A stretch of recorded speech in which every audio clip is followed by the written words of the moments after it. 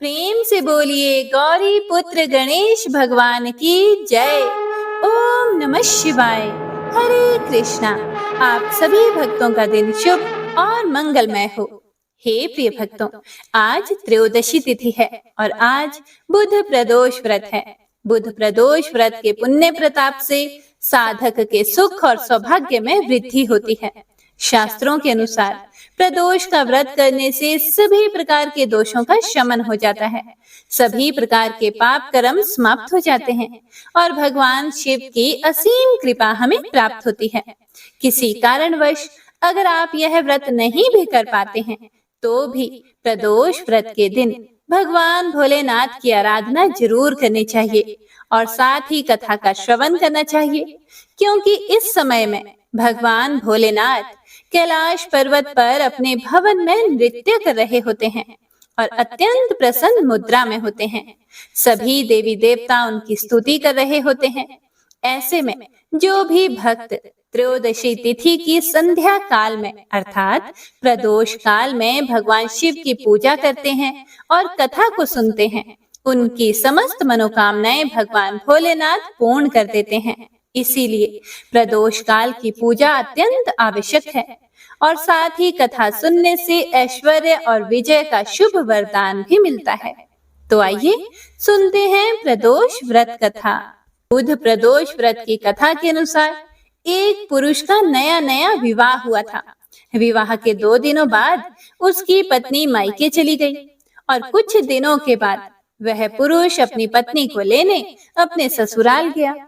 बुधवार को जब वह पत्नी के साथ लौटने लगा तो ससुराल वालों ने उसे रोकने का प्रयत्न किया कि लड़की की विदाई के लिए बुधवार का दिन शुभ नहीं होता, लेकिन वह नहीं माना और पत्नी के साथ बैलगाड़ी में चल पड़ा। विवश होकर सास ससुर ने अपने जमाई और पुत्री को भारी मन से विदा किया। नगर के बाहर पहुंचने पर पत्नी को प्यास लगी।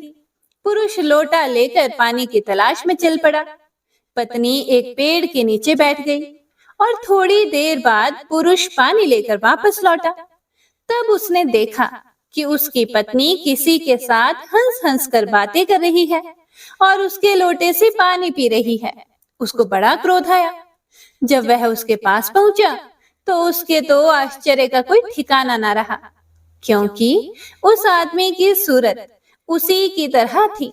पत्नी भी सोच में पड़ गई कि दोनों पुरुष में से मेरा असली पति कौन है।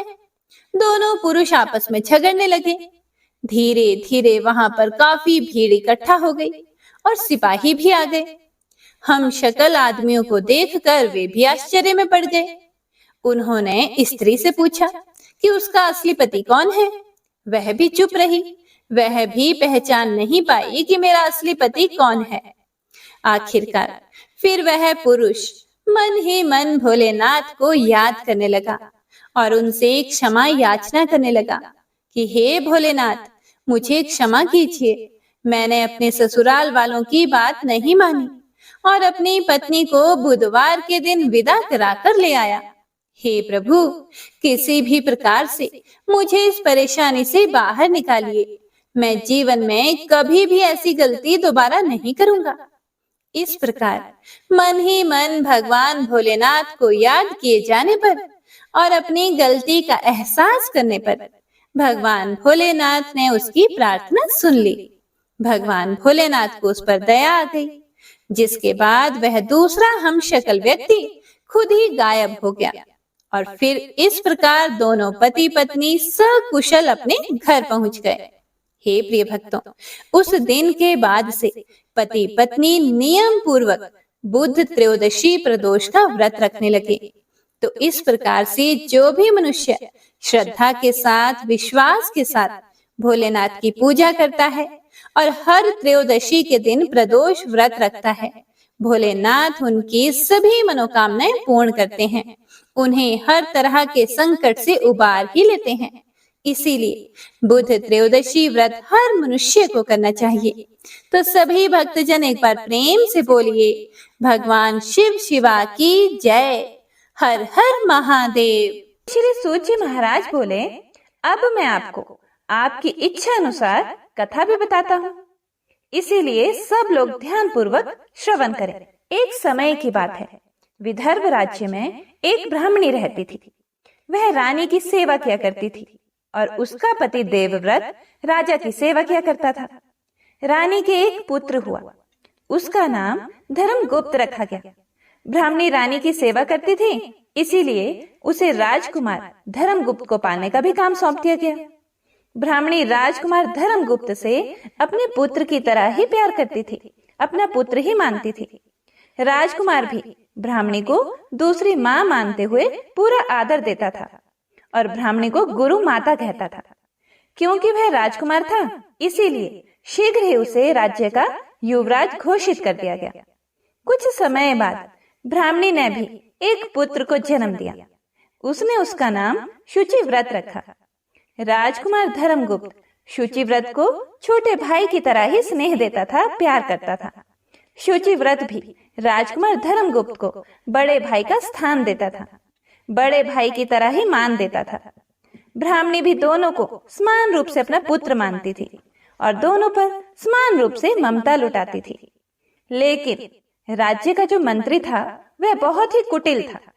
उसकी राजगद्दी पर बुरी नजर थी, परंतु वह ब्राह्मण देवव्रत के कारण राजा का कुछ भी नहीं बिगाड़ पाता था।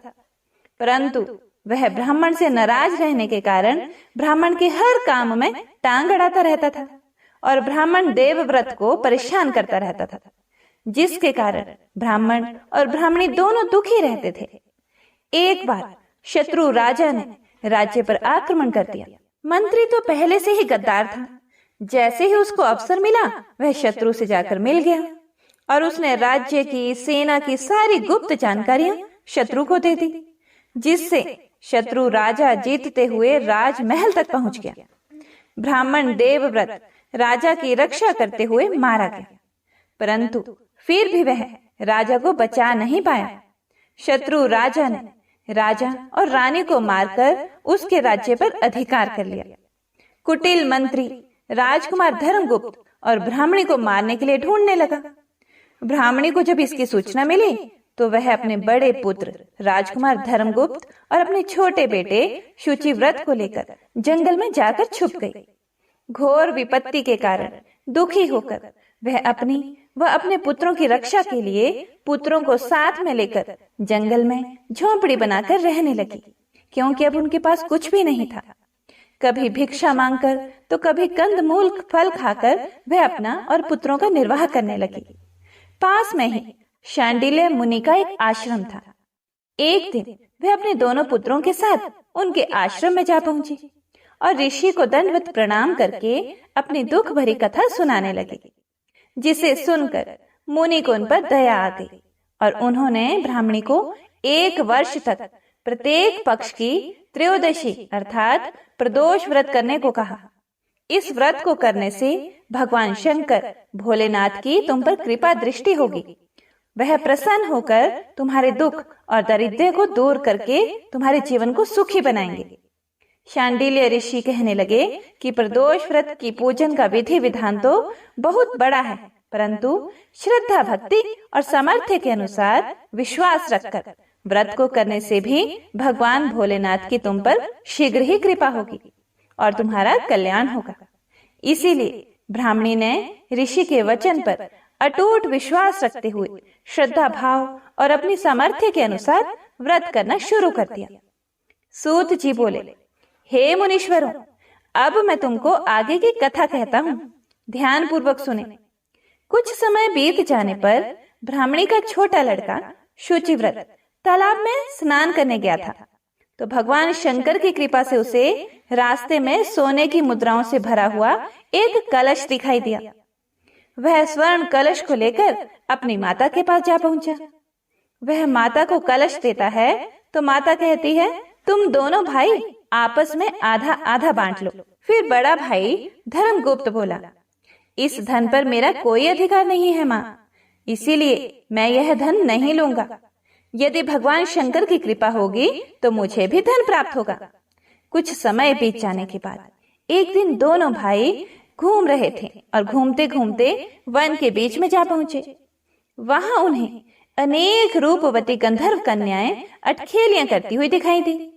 उन सबको देखकर शुचिव्रत बोला, मैं स्त्रियों के बीच में नहीं जाऊंगा। ऐसा कहकर वह उसी स्थान पर रुक गया। बड़ा भाई धर्मगुप्त उन कन्याओं के समूह में जाकर पहुंच गया। उसके स्वरूप को देखकर उनमें से एक गंधर्व कन्या ने उससे एक प्रश्न किया कि आप कौन हैं? इस वन में आपका आगमन कैसे हुआ?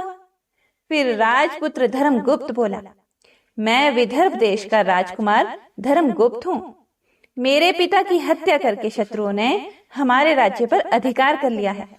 इसीलिए मेरी रक्षा के लिए गुरु माता मुझे और उनके पुत्र को साथ लेकर यहाँ वन में रहती हैं। अब आप अपना परिचय देने की कृपा कीजिए। तब वह गंधर्व कन्या बोली, मैं विद्रवक नामक गंधर्व की पुत्री अंशुमति हूँ। मैंने अपनी सूक्ष्म बुद्धि द्वारा आपके मन की भावना जान ली है कि आप मुझ पर अनुरक्त हैं। मेरा मन भी आपको देखकर चंचल हो रहा है। कदाचित ईश्वर ने हम दोनों को एक दूसरे के लिए ही बनाया होगा। ऐसा कहकर गंधर्व पुत्री ने राजपुत्र के गले में अपनी मणिमाला डाल दी। तब राजपुत्र बोला, हे सुमुखी, मैंने तुम्हारा यह प्रणय उपहार प्रेम से स्वीकार कर लिया है, लेकिन मैं तो बहुत ही ज्यादा निर्धन हूँ। मेरा तुम्हारा विवाह किस प्रकार हो सकेगा? तब अंशुमति बोली, हे राजपुत्र, आप कोई चिंता ना करें। मेरे माता पिता आपको देखकर बहुत ही प्रसन्न होंगे और विवाह की स्वीकृति भी दे देंगे। कल सुबह ही आप यहाँ अवश्य आना। इतना सुनकर राजपुत्र गंधर्व कन्या से विदा लेकर अपने घर को आ गया और घर आकर सारी बातें अपनी माता को बता दी। सूत जी बोले, हे ऋषियों, दूसरे दिन सवेरे राजपुत्र भगवान शिव की पूजा करके अपने भाई शुचिव्रत को साथ लेकर उस वन में गया। उधर वह गंधर्व कन्या अंशुमति भी अपने पिता विद्रवक को अपने साथ लेकर वहां जंगल में आती है। गंधर्व राज राजपुत्र को देखकर अत्यंत प्रसन्न होकर कहते हैं कि तुम मेरी पुत्री की योग्य श्रेष्ठ वर हो। गंधर्व राज ने अपनी पुत्री का विवाह उसके साथ कर दिया और दहेज में हीरे, मोती, सोना, चांदी, हाथी, घोड़े, लाव लश्कर और अनेक दासियां दी और शत्रु को परास्त करने के लिए अपनी सेना देने का वचन भी दिया। राजकुमार धर्मगुप्त ने गंधर्व राज से सेना लेकर अपने राज्य को वापस प्राप्त करने के उद्देश्य से ब्राह्मणी और शुचिव्रत के साथ शिव जी की पूजा करके शत्रु पर आक्रमण कर दिया। शीघ्र ही उसे विजय प्राप्त हो गई और उसने शत्रु राजा और कुटिल मंत्री को मारकर अपने राज्य पर फिर से अधिकार कर लिया। गंधर्व राज ने अपना वचन पूरा करके धर्मगुप्त को विदर्भ देश का राजा बना दिया। धर्मगुप्त ने राजा बन जाने पर अपने छोटे भाई शुचिव्रत को मंत्री तथा गुरु माता को राजमाता के पद पर सुशोभित कर दिया। इस प्रकार भगवान शिव जी की कृपा से वे सभी आनंद से रहने लगे। सूत जी बोले, हे ऋषियों, जो भी स्त्री या पुरुष पूरी श्रद्धा भक्ति भाव से इस प्रदोष व्रत को करेगा तथा शिव जी का पूजन अभिषेक करेगा, रात्रि जागरण करेगा, कथा सुनेगा, महादेव जी उनके सारे कष्ट हर लेंगे और अपने लोक में अवश्य ही स्थान देंगे। हे भगवान शिव और माँ पार्वती, कथा सुनने वाले सभी शुद्धि जनों की मनोकामना पूर्ण करना। प्रेम से बोली शिव पार्वती की जय। हे प्रिय भक्तों, अब आइए सुनते हैं माता पार्वती और शिव जी की अद्भुत कथा। एक बार माता पार्वती ने भोलेनाथ से पूछा कि जो लोग अपने भाग्य से दुखी होते हैं उन लोगों को पहले से भी ज्यादा दुख मिलता है और जो सुख भोगते हैं उन्हें कोई दुख नहीं मिलता। उस समय भगवान ने माता के सवाल का जवाब नहीं दिया और उनके प्रश्न का जवाब देने के लिए उन्हें पृथ्वी लोक पर ले गए। दोनों ने मनुष्य देह धारण किया और नगर में पति पत्नी के रूप में रहने लगे। हे प्रिय भक्तों, एक दिन माता ने रसोई बनाने की तैयारी शुरू की, लेकिन माता पार्वती ने देखा कि चूल्हा बनाने के लिए ईंटें नहीं हैं, तो वे अपने घर से बाहर कुछ दूरी पर ईंटें लेने गई। उन्होंने कुछ जर्जर हो चुके मकानों से ईंटें ली और लाकर चूल्हा तैयार किया। कुछ समय के बाद जब भोलेनाथ खाली हाथ घर लौट आए तो उन्हें ऐसा देखकर माता पार्वती ने उनसे पूछा कि आप कुछ लेकर नहीं आए तो खाना कैसे बनेगा। इस पर भगवान ने कहा कि अब उसकी जरूरत नहीं पड़ेगी। इसके बाद भगवान ने पार्वती जी से पूछा, हे पार्वती, तुम चूल्हा बनाने के लिए इन ईंटों को कहां से लेकर आई हो। माता ने कहा कि हे प्रभु, इस गांव में बहुत से ऐसे घर भी हैं जिनका रख रखाव सही ढंग से नहीं हो रहा है। उनकी जर्जर हो चुकी दीवारों से मैं ईंटें निकाल कर ले आई। शिवजी भगवान ने फिर से कहा कि अच्छा, जो घर पहले से खराब थे तुमने उन्हें और खराब कर दिया। तुम मजबूत घरों की दीवारों से भी तो ईंटें ला सकती थी। पार्वती जी बोली कि हे भगवान, उन लोगों ने अपने घरों का रख रखाव अच्छी तरह से किया है और वे सुंदर भी लग रहे हैं, उन्हें बिगाड़ना ठीक नहीं होता। इस पर शंकर जी ने कहा कि हे देवी पार्वती, कुछ दिन पहले पूछे हुए आपके प्रश्न का उत्तर भी यही है कि जिन लोगों ने अपने जीवन को अच्छे कर्मों से सुंदर बना रखा है उन्हें दुख कैसे हो सकता है, और जो पहले से ही अपने भाग्य को कोसते हैं उन्हीं को दुख प्राप्त होता है। इसीलिए जो भी मनुष्य मुझ पर विश्वास रख के मेरा पूजन करेगा, बेल व पत्र मुझे चढ़ाएगा, गंगा जल से मुझे स्नान करवाएगा, वह मेरे लिए प्रिय रहेगा, उसे जीवन में कोई दुख नहीं होगा। ऐसा कहकर भगवान शिव जी माता पार्वती के साथ फिर से कैलाश को चले गए। तो प्रेम से बोलिए, शिव शिवा की जय, श्री विष्णु भगवान की जय। हे प्रिय भक्तों, गंगा मैया की बड़ी ही दुर्लभ तथा पौराणिक कथा का श्रवण करते हैं। पौराणिक कथा के अनुसार प्राचीन समय में एक बार शिवजी और माता पार्वती पृथ्वी का भ्रमण कर रहे थे। तभी उन्होंने देखा कि हजारों लोग गंगा स्नान कर रहे हैं। माता पार्वती सभी को ध्यान से देख रही थी। सभी भक्त हर हर गंगे का जाप करते हुए गंगा में डुबकी लगा रहे थे। माता पार्वती ने शिवजी से पूछा कि हे प्रभु, सभी श्रद्धालु गंगा स्नान कर रहे हैं, लेकिन इस स्नान के बाद भी उनके पाप नष्ट नहीं होते। इनके जीवन में दुख कैसे दूर होगा? क्या गंगा में अब वह सामर्थ्य नहीं है जिससे भक्तों के पाप नष्ट हो सके? फिर शिवजी ने कहा कि हे देवी, गंगा में अब भी वही सामर्थ्य है, लेकिन इन लोगों ने गंगा में स्नान ही नहीं किया, तो लाभ कैसे मिल सकता है? माता पार्वती ने कहा कि हे प्रभु, आप कैसी बातें करते हो? सभी ने स्नान तो किया है, अभी तो इनके शरीर भी भीगे हुए हैं। फिर शिव जी बोले, इन सभी लोगों ने गंगा में नहीं, सिर्फ जल में डुबकी लगाई है। इसका रहस्य मैं तुम्हें कल समझाता हूँ। अब क्या था, अगले दिन बहुत तेज बारिश हुई। गंगा नदी की ओर जाने वाले रास्ते में बड़ा गड्ढा बन गया, जिसमें गंदा पानी भर गया। वहां शिव जी एक बूढ़े के रूप में और माता पार्वती एक सामान्य स्त्री के रूप में प्रकट हो गई। शिव जी ने माता पार्वती को समझाया कि मैं इस गड्ढे में गिर जाऊंगा। कुछ देर में यहाँ से गंगा स्नान करके हजारों श्रद्धालु जाएंगे। तुम उनसे मुझे इस गड्ढे में से निकालने के लिए मदद मांगना और उनसे कहना कि मुझे वही व्यक्ति हाथ लगाएगा जो निष्पाप हो। अगर किसी पापी ने मुझे हाथ लगाया तो वह भस्म हो जाएगा।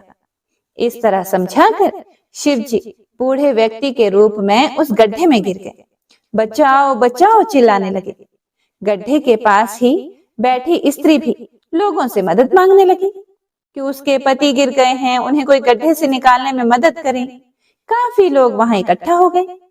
जब लोग बूढ़े को गड्ढे से निकालने के लिए आगे बढ़ते तो स्त्री उनसे कहती कि इन्हें वही व्यक्ति हाथ लगाए जो निष्पाप हो, वरना वह भस्म हो जाएगा। यह सुनते ही सब लोग पीछे हट जाते। सभी ने सोचा कि ऐसा ना हो कि इनकी मदद करने के चक्कर में हम किसी मुसीबत में फंस जाएं। ऐसा सोचकर लोग वहां से निकल गए। गंगा स्नान करके लोग आ रहे थे, लेकिन कोई भी बूढ़े की मदद करने के लिए आगे नहीं बढ़ रहा था। ऐसे ही शाम हो गई। तभी शिव जी ने पार्वती जी से कहा कि हे देवी, देखा, यहाँ ऐसा कोई भी नहीं आया जिसने आस्था और विश्वास के साथ गंगा स्नान किया हो। तभी वहां पर एक युवक आया। वह हर हर गंगे का जाप कर रहा था। उसने बूढ़े को गड्ढे में फंसा देखा तो वह मदद करने के लिए आगे बढ़ा। तभी पार्वती रूपी स्त्री ने कहा कि इन्हें वही व्यक्ति बाहर निकाल सकता है जो निष्पाप हो। क्या तुम पूरी तरह से निष्पाप हो? उस व्यक्ति ने कहा कि हे माते, आपको मेरे निष्पाप होने पर संदेह क्यों है? मैं अभी अभी गंगा स्नान करके आया हूँ। गंगा में नहाने के बाद भी पाप रहते हैं क्या? आस्था के साथ गंगा स्नान से मैं पूरी तरह पवित्र हो गया हूँ। मेरे सभी पाप धुल गए हैं, ऐसा मेरा विश्वास है। इतना बोलकर युवक ने बूढ़े को गड्ढे से बाहर निकाला। शिव जी और माता पार्वती उस युवक से बहुत ही प्रसन्न हुए और अपने वास्तविक रूप में दर्शन दिए। माता पार्वती समझ गई कि हजारों लोगों में से एक व्यक्ति ने ही आस्था और विश्वास के साथ गंगा स्नान किया है, बाकी सब सिर्फ स्नान करते हैं, इसीलिए उनके पाप नहीं धुलते और जीवन में पाप बने रहते हैं। इस कथा का तात्पर्य यह है कि आप कोई भी व्रत कर रहे हैं तो गंगा स्नान करने जाएं तो पूरी श्रद्धा के साथ स्नान करें, यह सोचकर कि मैं स्नान कर रही हूँ या कर रहा हूँ तो मेरे पाप धुल जाएंगे, मैं पाप मुक्त होकर भगवान की पूजा कर रहा हूँ। तो प्रेम से बोलिए गंगा मैया की जय, शिव पार्वती की जय। हे प्रिय भक्तों, तो आइए अब हम सुनते हैं विघ्न हर्ता श्री गणेश जी की बड़ी ही पावन, पवित्र और चमत्कारी कथा। एक समय की बात है, एक भाई बहन रहते थे। बहन का नियम था कि वह अपने भाई का चेहरा देखकर ही खाना खाती थी। हर रोज वह सुबह उठती और जल्दी जल्दी सारा काम करके अपने भाई का मुंह देखने के लिए उसके घर जाती थी। एक दिन रास्ते में एक पीपल के नीचे गणेश जी की मूर्ति रखी थी। उसने भगवान के सामने हाथ जोड़कर कहा, हे गणपति महाराज, मेरे जैसा अमर सुहाग और मेरे जैसा अमर पीहर सबको देना। यह कहकर वह आगे बढ़ जाती थी। जंगल की झाड़ियों के कांटे उसके पैरों में चुभा करते थे। एक दिन भाई के घर जब वह पहुंची और भाई का मुंह देखकर बैठ गई, तब भाभी ने उससे पूछा कि हे ननन जी, पैरों में क्या हो गया है? यह सुनकर उसने अपनी भाभी को जवाब दिया कि क्या बताऊं, रास्ते में जंगल की झाड़ियों के गिरे हुए कांटे पांव में चुभ गए हैं। जब वह वापस अपने घर आई, तब भाभी ने अपने पति से कहा कि रास्ते को साफ करवा दो, आपकी बहन के पांव में बहुत सारे कांटे चुभ जाया करते हैं। भाई ने तब कुल्हाड़ी लेकर सारी झाड़ियों को काटकर रास्ता साफ कर दिया, जिससे गणेश जी का स्थान भी वहां से हट गया। हे प्रिय भक्तों, अब देखिए, यह देखकर भगवान गुस्सा हो गए और उसके भाई के प्राण हर लिए। लोग अंतिम संस्कार के लिए जब भाई को ले जा रहे थे, तब उसकी भाभी रोते हुए लोगों से कहती है कि थोड़ी देर रुक जाओ, उसकी बहन आने वाली है। वह अपने भाई का मुंह देखे बिना नहीं रह सकती, उसका यह नियम है। तब लोगों ने कहा कि आज तो देख लेगी, पर कल कैसे देखेगी? रोज की तरह बहन अपने भाई का मुंह देखने के लिए जंगल में निकली। तब जंगल में उसने देखा कि सारा रास्ता साफ कर दिया गया है। वह आगे बढ़ती है तो उसने देखा कि सिद्धि विनायक को भी वहां से हटा दिया गया है। उसने गणेश जी को एक अच्छे स्थान पर रखकर उन्हें स्थान दिया और हाथ जोड़कर बोली, हे भगवान, मेरा जैसा अमर सुहाग और मेरे जैसा अमर पीहर सबको देना। और फिर बोलकर आगे निकल गई। भगवान तब सोचने लगे कि अगर इसकी नहीं सुनी तो हमें कौन मानेगा, हमें कौन पूजेगा? तब सिद्धि विनायक ने उसे आवाज लगा दी, हे पुत्री, इस खेजड़ी की 7 पत्तियां ले जाकर उसे कच्चे दूध में घोलकर भाई के ऊपर छींटा मार देना, वह उठकर बैठ जाएगा। हे प्रिय भक्तों, यह सुनकर जब बहन पीछे मुड़ी तो वहां कोई नहीं था। फिर वह सोचने लगी कि ठीक है, जैसा सुना वैसा कर देती हूँ। फिर वह 7 खेजड़े की पत्तियां लेकर अपने भाई के घर पहुंची। उसने देखा कि वहां तो कई लोग बैठे हुए हैं। भाभी बैठकर रो रही है और भाई की लाश रखी है। तब उसने उस पत्तियों को बताए हुए नियम के तहत भाई के ऊपर इस्तेमाल किया। अब देखिए भगवान गणेश जी का चमत्कार। तब भाई उठकर बैठ गया। भाई बहन से बोला कि बहना, मुझे बहुत गहरी नींद आ गई थी। तब बहन बोली, अरे मेरे प्यारे भैया, यह नींद किसी दुश्मन को भी ना आए। और उसने सारी बात अपने भाई को बता दी। हे गणेश जी महाराज, हे शिव शंकर, जैसे आपने उस बहन के भाई को जीवित किया, उसके प्राणों की रक्षा की, उस पर दया बरसाई, वैसे ही अपने सभी भक्तों पर दया बरसाना। जय माँ पार्वती। ओम नमः शिवाय। हे प्रिय भक्तों, तो आइए अब सुनते हैं लप्सी और तपसी की कहानी। यह एक पौराणिक लोक कथा है। इस कथा के अनुसार एक लप्सी था तथा एक तपसी था। तपसी सदैव भगवान की तपस्या में लीन रहता था और लप्सी रोजाना 1.25 सेर की लापसी बनाकर भगवान का भोग लगाकर खा लेता था। एक दिन वह दोनों लड़ने लगे। तपसी बोला, मैं रोजाना भगवान की तपस्या करता हूँ, इसीलिए मैं बड़ा हूँ। तो लप्सी बोला कि मैं रोज भगवान को 1.25 सेर लापसी का भोग लगाता हूँ, इसीलिए मैं बड़ा हूँ। तभी देव मुनि और परम वैष्णव ब्रह्मा जी के मानस पुत्र और महाज्ञानी नारद जी वहां से गुजर रहे थे। उन्होंने लप्सी और तपसी दोनों को लड़ते हुए देखकर उनसे पूछा कि तुम दोनों क्यों लड़ रहे हो। तब तपसी ने खुद के बड़ा होने का कारण बताया और लप्सी ने अपने सर्वश्रेष्ठ होने का कारण बताया। उन दोनों की पूरी बात सुनकर महाचतुर भक्त शिरोमणि नारद जी बोले कि तुम दोनों का फैसला मैं कर दूंगा। दूसरे दिन लप्सी और तपसी नहाकर अपनी रोज की भक्ति करने के लिए गए तो नारद जी ने छुपकर 1.25 करोड़ की एक अत्यंत बहुमूल्य रत्न जड़ित और दुर्लभ मणियों से बनी अंगूठी उन दोनों के सामने रख दी। हे प्रिय भक्तों, तपसी की नजर जब अंगूठी पर पड़ी तो उसने चुपचाप अंगूठी उठाकर अपने नीचे दबा ली। लप्सी की नजर अंगूठी पर पड़ी, लेकिन उसने ध्यान ही नहीं दिया और भगवान को भोग लगाकर लापसी खाने लगा। इसके बाद नारद जी उन दोनों के सामने आए तो दोनों ने हे नारद जी से पूछा, हे मुनि श्रेष्ठ, अब आप अपना निर्णय बताइए कि हम में से कौन बड़ा है, किसकी भक्ति श्रेष्ठ है। तो नारद जी ने तपसी से खड़ा होने को कहा। जब वह खड़ा हुआ तो उसके नीचे दबी अंगूठी उन्हें दिखाई पड़ी। नारद जी ने तपसी से कहा कि तपस्या करने के बाद भी तुम्हारी चोरी करने की आदत नहीं गई, इसीलिए लप्सी बड़ा है और तुम्हें तुम्हारी तपस्या का कोई भी फल नहीं मिलेगा। हे प्रिय भक्तों, तब तपसी बड़ा शर्मिंदा होकर नारद जी से माफी मांगने लगा।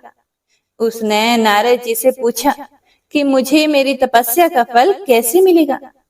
तब नारद जी ने उससे कहा कि यदि कोई गाय और कुत्ते की रोटी को नहीं बनाएगा, यदि कोई ब्राह्मण को भोजन करवाकर दक्षिणा नहीं देगा, तो उनके दान धर्म का फल, उन लोगों की पूजा का फल तुझे मिलेगा। यदि कोई सुहागिनी साड़ी के साथ ऊपरी अंगोछा का दान नहीं देगा, तो वह फल तुझे मिलेगा। यदि कोई दिए से दिया जलाए, तो वह फल भी तुझे मिलेगा। यदि कोई सारी कहानी सुने लेकिन तुम्हारी कहानी नहीं सुने, तो उसकी पूजा का फल भी तुझे मिलेगा। हे प्रिय भक्तों, उसी दिन से हर व्रत कथा कहानी के साथ लप्सी तपसी की यह कहानी भी अवश्य सुनी और कही जाती है। तो आइए अब सुनते हैं शिव चालीसा। जय गणेश गिरिजा सुवन, मंगल मूल सुजान, कहत अयोध्या दास तुम, देहु अभय वरदान। जय गिरिजापति दीन दयाला, सदा करत संतन प्रतिपाला। भाल चंद्रमा सोहत नीके, कानन कुंडल नागफनी के। अंग गौर शिर गंग बहाए, मुंड माल तन चार लगाए। वस्त्र खाल बागंबर सोहे, छवि को देखी नागमन मोहे। मैना मातु की हवे दुलारी, बाम अंग सोहत छवि न्यारी, कर त्रिशूल सोहत छवि भारी, करत सदा शत्रुन क्षयकारी। नंदी गणेश सोहे तह कैसे, सागर मध्य कमल है जैसे। कार्तिक श्याम और गण राव, या छवि को कही जात न काऊ। देवन जब ही जाए पुकारा, तभी दुख प्रभु आप निवारा। किया उपद्रव तारक भारी, देवन सब मिली तुम ही जुहारी। तुरत छड़ानन आप पठायो, लव निमेष महामारी गिरायो। आप जलंधर असुर सहारा, सुयश तुम्हार विदित संसारा। त्रिपुरासुर सन युद्ध मचाई, सब ही कृपा कर लीन बचाई। किया तप ही भागीरथ भारी, पूरब प्रतिज्ञा तासु पुरारी। दानिन मह तुम सम कोई नाही, सेवक स्तुति करत सदाही। वेद नाम महिमा तब गाई, अकथ अनादि भेद नहीं पाई। प्रकटी उधती मंथन में ज्वाला, जरत सुरासुर भय विहाला। किन्हीं दया तह करी सहाई, नीलकंठ तब नाम कहाई। पूजन रामचंद्र जब किन्हा, जीत के लंका विभीषण दिन्हा। सहस कमल में हो रहे धारी, किन्ह परीक्षा तभी पुरारी। एक कमल प्रभु राखे जोई, कमल नयन पूजन चह सोई। कठिन भक्ति देखी प्रभु शंकर, भय प्रसन्न दिए इच्छित वर। जय जय जय अनंत अविनाशी, करत कृपा सबके घटवासी। दुष्ट सकल नित मोहि सतावे, भ्रमत रहूं मोहि चैन न आवे। त्राहि त्राहि मैं नाथ पुकारो, यही अवसर मोहि आन उबारो। लई त्रिशूल शत्रुन को मारो, संकट से मोहि आन उबारो। मात पिता भ्राता सब होई, संकट में पूछत नहीं कोई। स्वामी एक है आस तुम्हारी, आए हरहु मम संकट भारी। धन निर्धन को देत सदाही, जो कोई जांचे सो फल पाही। अस्तुति के ही विधि करें तुम्हारी, क्षमो नाथ अब चूक हमारी। शंकर हो संकट के नाशन, मंगल कारण विघ्न विनाशन। योगी यति मुनि ध्यान लगावे, शारद नारद शीश नवावे। नमो नमो जय नमः शिवाय, सुर ब्रह्मादिक पार न पाए। जो यह पाठ करे मन लाए, तापर होत है शंभु सहाय। ऋणिया जो कोई हो अधिकारी, पाठ करे सो पावन हारी। पुत्रहीन कर इच्छा जोई, निश्चय शिव प्रसाद ते ही होई। पंडित त्रयोदशी को लावे, ध्यान पूर्वक होम करावे। त्रयोदशी व्रत करे हमेशा, ताके तन नहीं रहे कलेशा। धूप दीप नैवेद्य चढ़ावे, शंकर सम्मुख पाठ सुनावे। जन्म जन्म के पाप नसावे, अंत धाम शिवपुर में पावे। कहे अयोध्या दास आस तुम्हारी, जानी सकल दुख हरहु हमारी। नित नेम कर प्रातः ही, पाठ करो चालीसा। तुम मेरी मनोकामना, पूर्ण करो जगदीश। मगसर छठी हेमंत ऋतु, संवत 64 जान। अस्तुति चालीसा, शिव ही पूर्ण केल कल्याण। ओम नमः शिवाय।